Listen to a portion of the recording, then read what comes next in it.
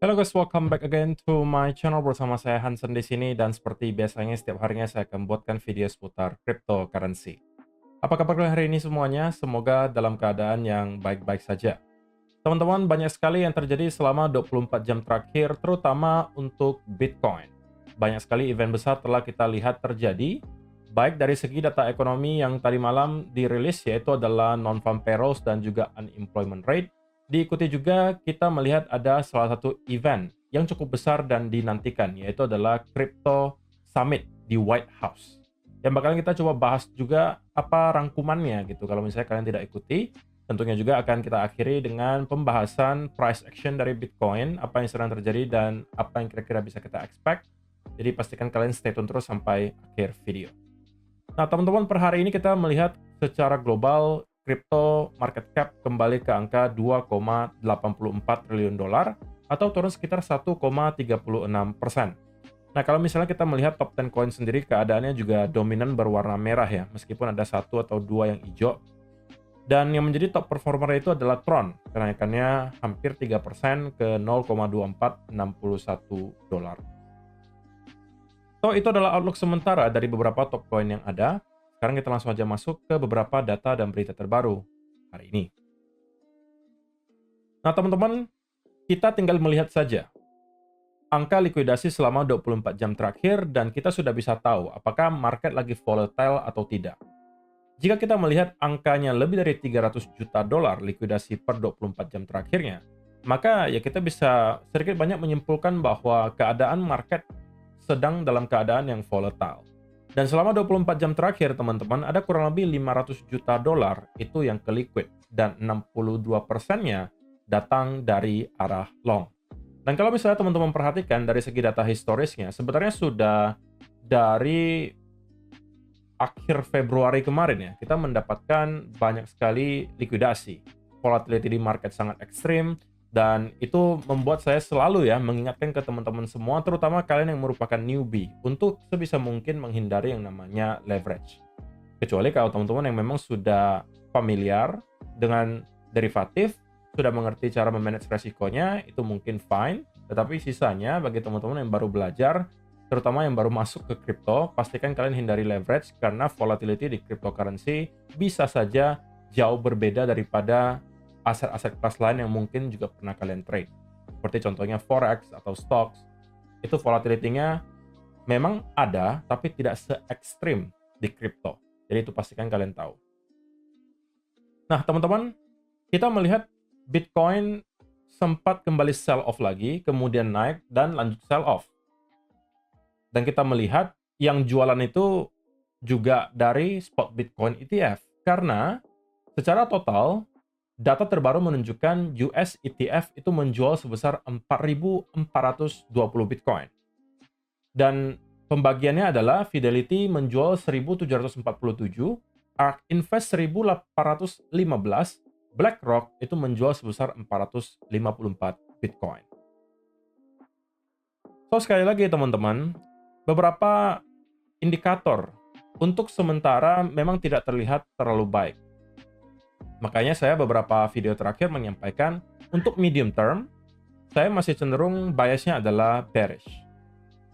Bukan tanpa alasan teman-teman, selain daripada spot Bitcoin ETF yang sepertinya kesulitan untuk menemukan momentum atau konsistensi dari segi inflow, kita juga melihat S&P 500 pada akhirnya closing weekly candle di bawah area major trendline, dan juga Bitcoin yang sudah berhari-hari struggling untuk kembali reclaim di atas 90. Ketiga hal tersebut tentunya bukan merupakan indikasi baik untuk Bitcoin secara midterm.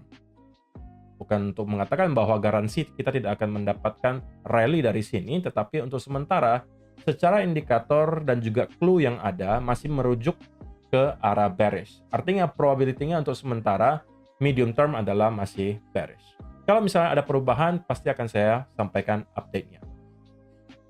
Nah, sebelum kita masuk ke Crypto Summit, teman-teman, saya sekarang juga lagi gencar untuk farming volume ya. Di salah satu platform ini saya baru temukan nih. Jadi ini masih early banget. Teman-teman yang kalau kemarin ketinggalan Hyperliquid ya. Tahu kan, Hyperliquid itu mengubah banyak sekali hidup orang dari airdrop-nya saja. Karena banyak yang farming volume di decentralized exchange-nya Hyperliquid, trading di sana, hasilkan volume, dan dapatkan airdrop. Bahkan tidak jarang yang dapatkan sampai miliaran rupiah. Nah, kali ini teman-teman, ada platform yang sama, ini decentralized exchange juga, dan mereka, ini saya dapatkan dari timnya langsung, akan nanti membuat token juga. Nah, dan ada indikasi, menurut saya nih, bahwa akan ada airdrop juga datang dari LV ini. Nah, kalau teman-teman kemarin ketinggalan di Hyperliquid, mungkin bisa mencoba untuk menggarap di LV di sini. Meskipun tidak ada garansi, tapi ya anggap aja kalian trading seperti biasa lah gitu ya. Tapi saya tahu dia akan membuat token. Biasanya kalau ada membuat token dan platformnya ada jalan duluan, ya pasti yang dikasih airdrop adalah orang-orang yang merupakan user awal.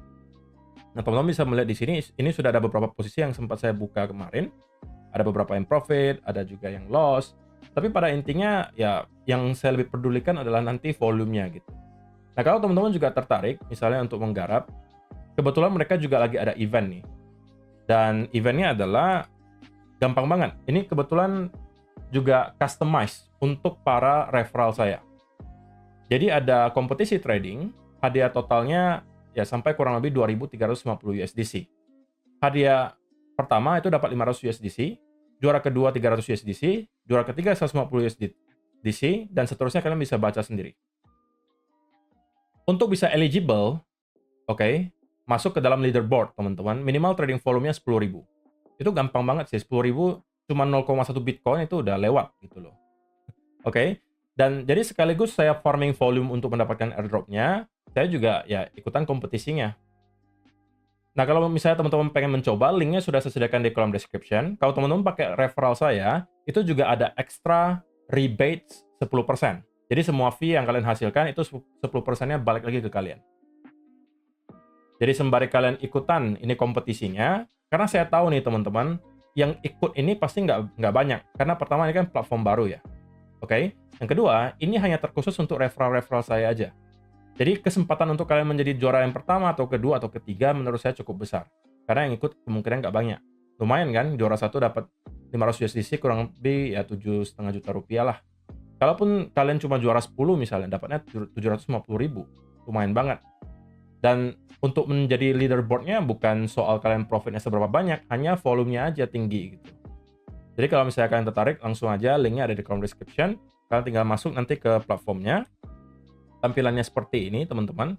Oke, kalian tinggal connect nanti wallet kalian, ya kan? Kemudian kalian set dulu MetaMask kalian ke chain-nya Arbitrum, karena dia base-nya di Arbitrum, tapi sekarang juga base sudah bisa. Dan nanti tampilannya seperti ini, kalian tinggal masuk ke tab trade, dan kalian bisa langsung start untuk trading. Ketika nanti kalian sudah mempunyai Ethereum di wallet kalian sebagai gas fee, dan juga pakai USDT atau USDC sebagai kolateralnya di sini. Oke, jadi langsung aja kalau misalnya tertarik, linknya sudah ada di kolom description. Nah, teman-teman, masuk ke Crypto Summit. Apa yang terjadi?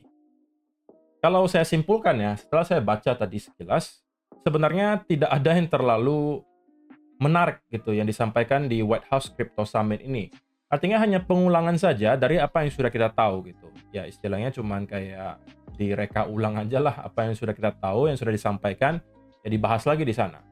Nah, ini adalah rangkumannya saja ya. Saya nggak akan baca semua karena tidak semuanya penting menurut saya. Yang terkait dengan kripto saja yang bakal kita bahas. Jadi yang pertama, ini Trump yang ngomong ya. I promise to make the US and the Bitcoin and crypto capital of the world. Ya, ini kita udah tahu lah ya. Kemudian dia mengatakan strategic reserve akan menjadi digital Fort Knox untuk Bitcoin. Ya kan?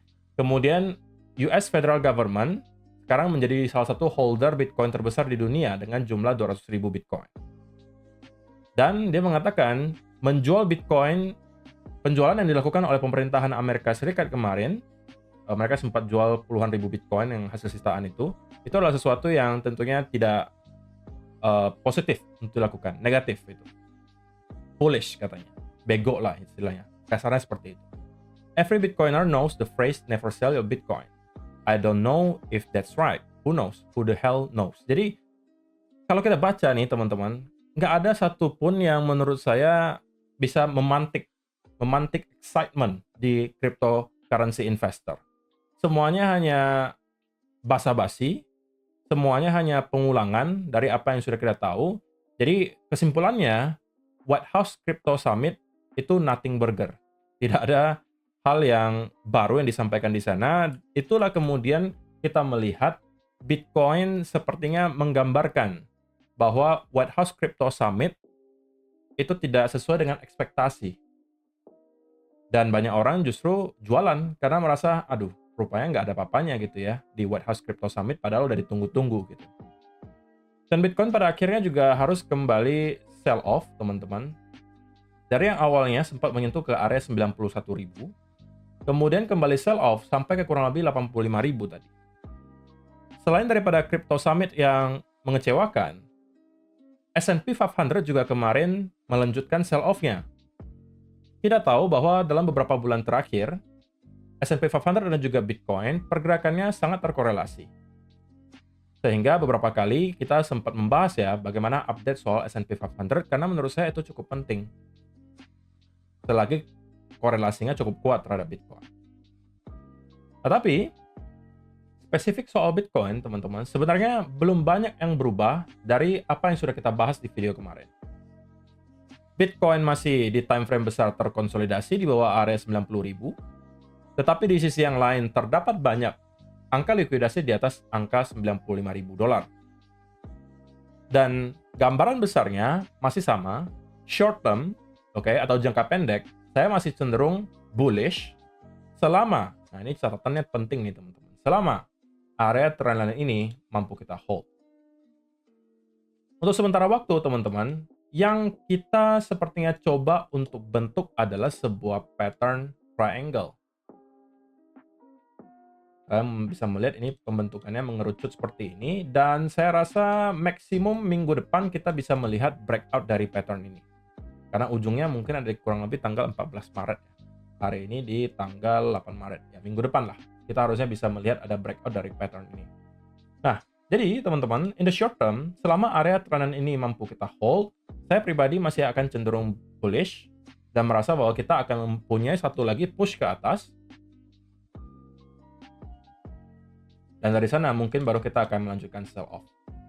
Jadi ya kenapa? Karena ini adalah gambaran yang ada, teman-teman. Maka dari itu saya sampaikan short term-nya bullish karena saya expect akan ada push berikutnya ke kurang lebih 95 sampai 98. Tapi pada akhirnya kita akan lanjut sell off dan itulah kenapa mid-term-nya bearish.